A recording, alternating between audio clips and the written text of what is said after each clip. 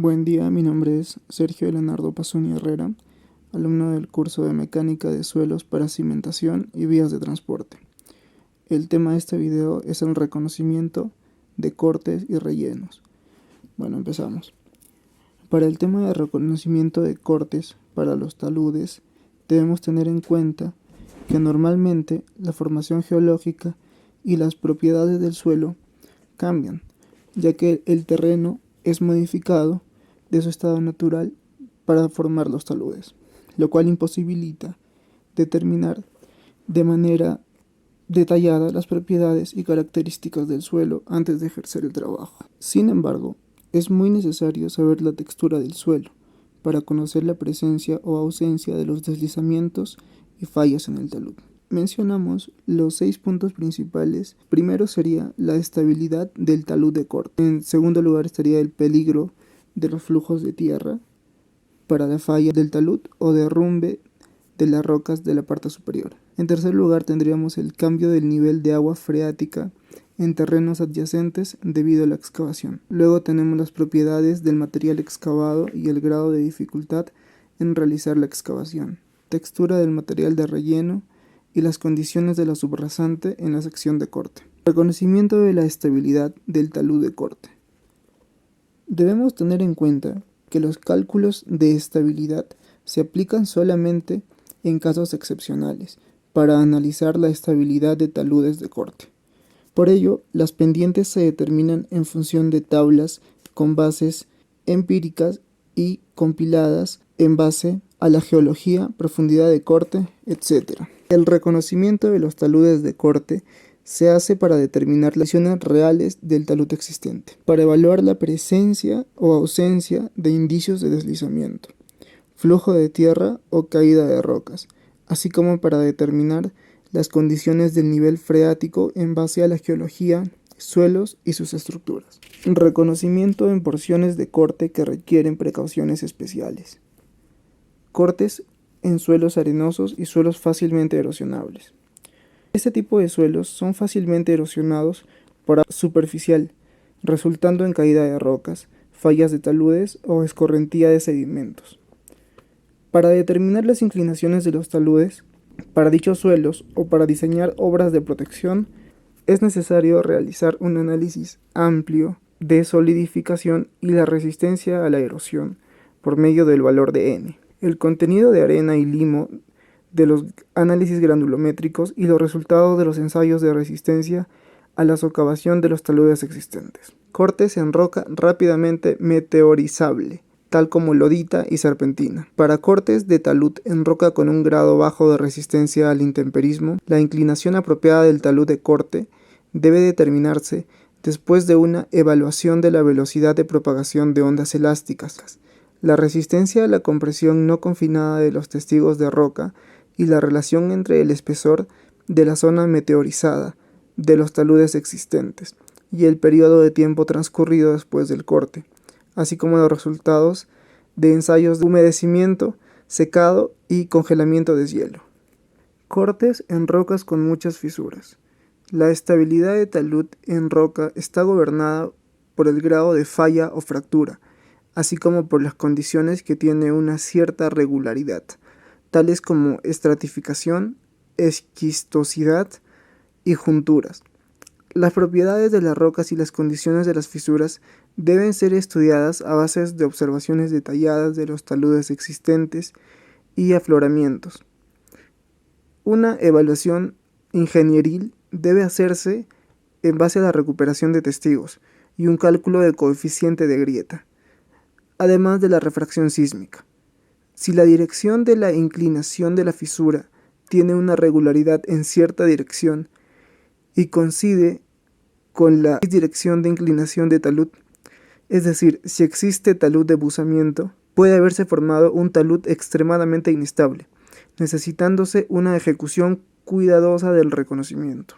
Cortes en terreno con gran cantidad de agua. Puede decirse que la mayoría de causas de fallas de talud están relacionadas directa o indirectamente al agua freática. La napa freática puede determinarse por medio de varios métodos, tales como perforaciones, resistividad eléctrica y ensayos de bombeo. Debe seleccionarse y ejecutarse un tipo particular de reconocimiento adecuado al propósito en base a las condiciones de campo. Cortes en regiones frías y cubiertas de nieve. Las fallas de taludes ocurrirán por escorrentía del deshielo o avalanchas en la estación de deshielo, en taludes en regiones con gran caída de nieve. Un reconocimiento debe realizarse en lugares donde han ocurrido avalanchas. Deben investigarse las condiciones del agua superficial y agua freática durante la estación de deshielo para reflejar estos resultados en el diseño. Caída de rocas y fallas de taludes desde el tope. Con el propósito de predecir fallas de caída de rocas del tope del talud, se requiere investigar la estratigrafía, como si ésta fuera responsable de fallas o contenga bloques o pedazos con potencial de caída. La historia de este tipo de accidente debe determinarse del reconocimiento de campo, mapa topográfico o fotografías aéreas. Debe estudiarse en avance las medidas de protección apropiadas en caso de posibles accidentes. Reconocimiento de rellenos. El reconocimiento de rellenos se puede dividir en reconocimiento de terreno de cimentación y reconocimiento de material de relleno. El terreno de cimentación debe ser capaz de soportar el peso del relleno y las estructuras asociadas, sin producir un asentamiento dañino. El terreno de cimentación debe ser evaluado con respecto a estabilidad y asentamiento. Los problemas de estabilidad y asentamiento raramente ocurrirán a menos que el terreno sea especialmente malo. Estos son los siguientes tópicos que deben ensayarse para el reconocimiento de relleno. La conveniencia del suelo como material de relleno. Principalmente ensayos de clasificación. Cambio del nivel de agua freática en terrenos adyacentes debido a la excavación. Resistencia de suelos compactados. Ensayo CBR para subrasante. Ensayo de compresión neoconfinada para evaluar la estabilidad de un relleno alto, etc.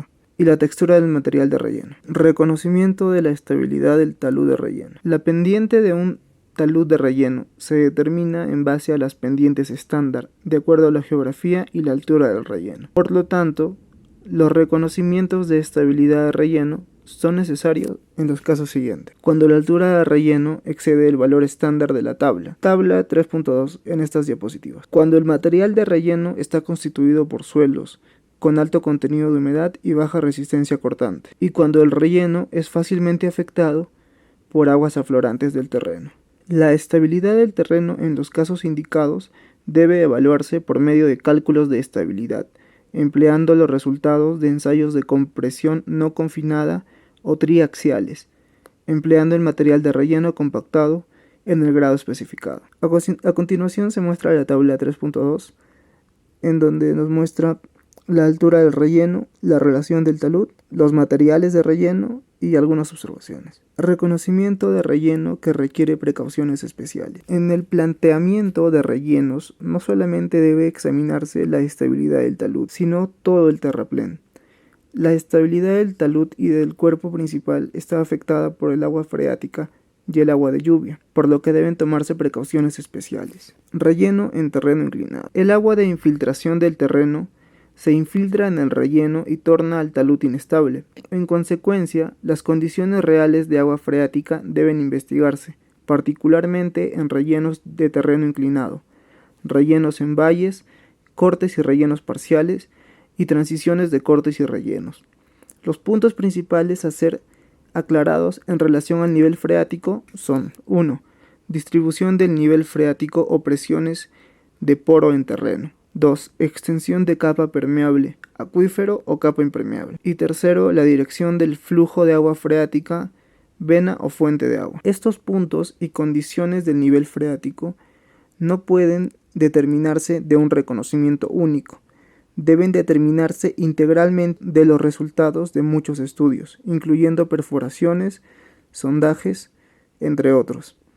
Adicionalmente, con respecto a la relación agua-carretera, es deseable realizar una serie de estudios, en función a que las carreteras están influenciadas por el agua y viceversa, en un amplia área. Además, los cambios estacionales en nivel freático son notables en muchos casos, por lo que es deseable el entender estos cambios.